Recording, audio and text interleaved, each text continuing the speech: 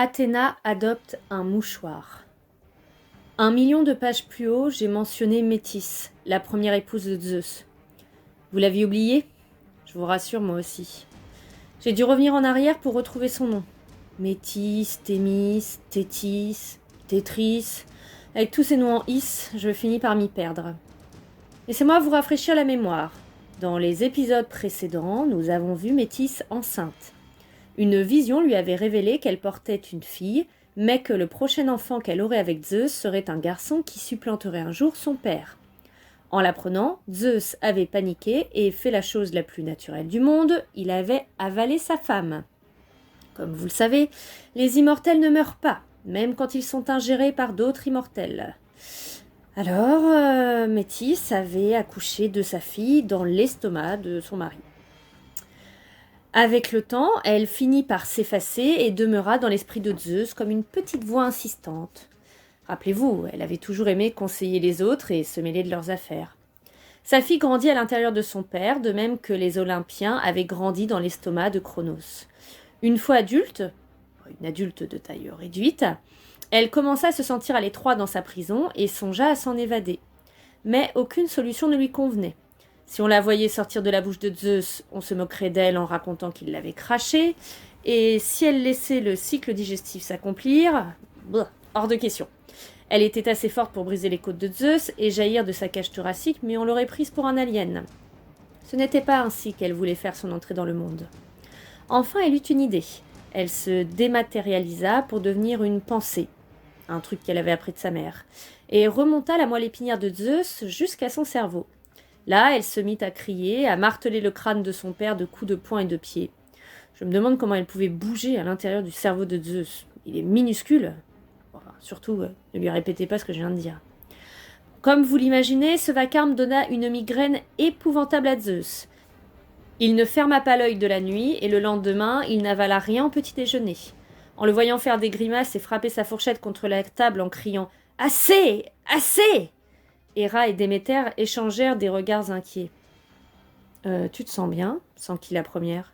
« Non !» rugit Zeus. « J'ai la migraine !» Comme pour donner plus de poids à sa réponse, il laissa tomber sa tête dans son assiette de pancakes. Les pancakes furent écrasés, l'assiette se brisa, la table se fendit, mais la migraine resta. « De l'aspirine » suggéra Apollon. Entre autres choses, il était aussi le dieu de la guérison. « Une tasse de thé » proposa Hestia. « Tu veux que je t'ouvre le crâne » demanda Héphaïstos, le dieu forgeron. « Oh, ne parle pas comme ça à ton père » gronda Héra. « Pourquoi » reprit Héphaïstos. « Apparemment, il a un problème sous le capot. Si je l'ouvre, ça diminuera la pression, et vu qu'il est immortel, ça ne risque pas de le tuer. » Zeus intervint. « Je te remercie de ta proposition, mais non, Soudain, la douleur devint insoutenable. Des mouches dansèrent devant ses yeux tandis que des cris résonnaient dans sa tête. « Je veux sortir !» Zeus tomba de sa chaise en hurlant. « Ouvrez-moi le crâne! Faites sortir ce truc de mon cerveau !» Les autres dieux pâlirent. Apollon lui-même resta paralysé malgré son brevet de secourisme. Puis Héphaïstos se leva. « Je vais chercher mon matériel chirurgical, annonça-t-il.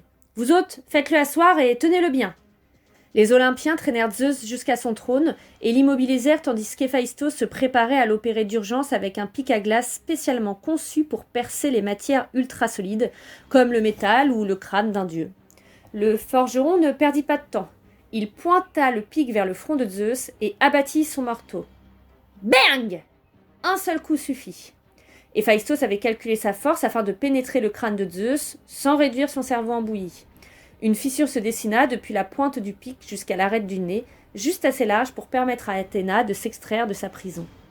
Une fois à l'air libre, devant les Olympiens ébahis, elle se mit à grandir jusqu'à atteindre une taille adulte.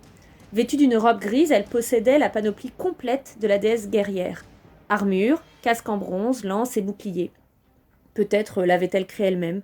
Ou alors Zeus avait l'habitude de picorer des armes en guise d'amuse-gueule. Quoi qu'il en soit, on peut dire qu'elle fit une entrée fracassante. Elle s'adressa à l'assemblée d'une voix posée. « Salut, tout le monde. Je suis Athéna, déesse de la guerre et de la sagesse. » Déméter s'évanouit. Héra prit un air scandalisé. Son mari venait d'accoucher par la tête d'une fille qu'elle était certaine de ne pas avoir conçue avec lui. « Tu ne peux pas être la déesse de la guerre !» protesta Arès. « C'est mon boulot !»« De la guerre et de la sagesse, répéta Athéna. Mon rayon, c'est la stratégie, la ruse et l'intelligence appliquées au combat. Je te laisse la brutalité stupide, la boucherie aveugle, bref, tout le côté viril de la guerre. Ah soupira Arès. Oh bah si c'est comme ça, d'accord. Hein. Attends, tu as dit quoi là? Héphaïstos ressouda le crâne de Zeus. Celui-ci insista pour que les autres dieux fassent taire leur réticence et accueillent sa nouvelle fille en leur sein. C'est ainsi qu'Athéna rejoignit le club très fermé des Olympiens. En tant que déesse de la sagesse, elle conseillait les hommes et leur enseignait des tas de trucs utiles. En plus d'offrir l'olivier aux Grecs, elle leur apprit le calcul, le tissage, à utiliser des bœufs pour tirer leurs charrues et à se brosser les dents après chaque repas. Son approche de la guerre était plus défensive qu'offensive. Si elle ne prenait aucun plaisir à combattre, elle n'hésitait pas à le faire quand elle le jugeait nécessaire. Ses meilleures armes étaient la ruse et la stratégie.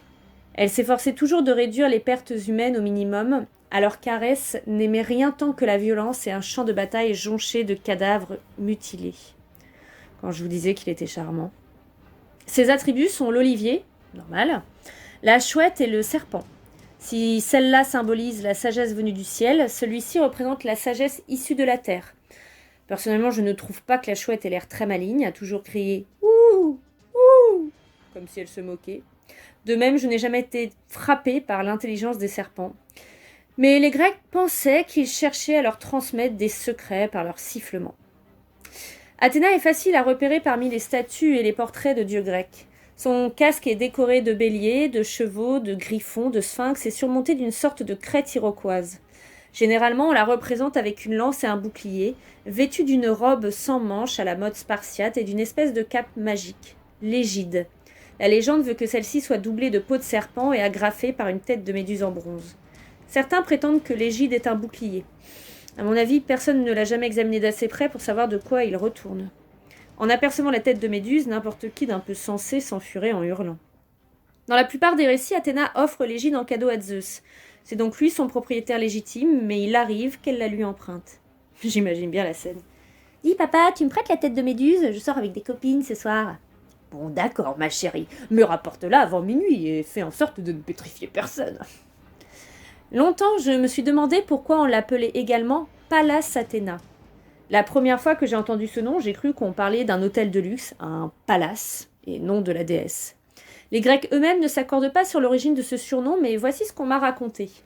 Alors qu'elle était une toute jeune déesse à peine sortie du crâne de Zeus, celui-ci envoya Athéna séjourner parmi les nymphes du lac Triton, en Libye, sur la côte d'Afrique du Nord. « Tu t'entendras bien avec elles, lui assura-t-il. Ce sont des guerrières comme toi. Elle pourrait même t'enseigner quelques techniques de combat. »« Ça m'étonnerait, répliqua Athéna. Mais pourquoi tiens-tu tellement à m'éloigner ?» Zeus grimaça un sourire. Sa tête lui faisait encore mal. « Écoute, mon poussin en armure. »« Ah non, ne m'appelle pas comme ça !»« Tu as passé la plus grande partie de ta vie dans mon estomac. Ce séjour te permettra de découvrir un peu le vaste monde. En plus, ça laissera aux autres Olympiens le temps de s'habituer à l'idée que tu vas siéger parmi eux. Pour ne rien te cacher, ils te trouvent un peu intimidante. Tu es tellement forte et intelligente. » Flattée, Athéna s'inclina. Comme l'avait prédit Zeus, elle se plut beaucoup au bord du lac Triton. Ses hôtesses l'impressionnèrent par leur qualité guerrière et athlétique qui découlaient peut-être de leur environnement hostile. À leur contact, elle apprit toutes sortes de techniques de combat ultra secrètes. Les ninja nymphes, pour leur part, la considéraient comme la meilleure chose qui leur soit arrivée depuis l'invention de l'ambroisie en tranches.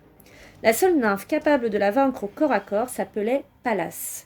Athéna et elle avaient beaucoup en commun, à commencer par leur goût pour les armes. Il n'était pas rare que l'une finisse les phrases de l'autre. Elles se ressemblaient tant qu'elles devinrent rapidement les meilleures amies du monde.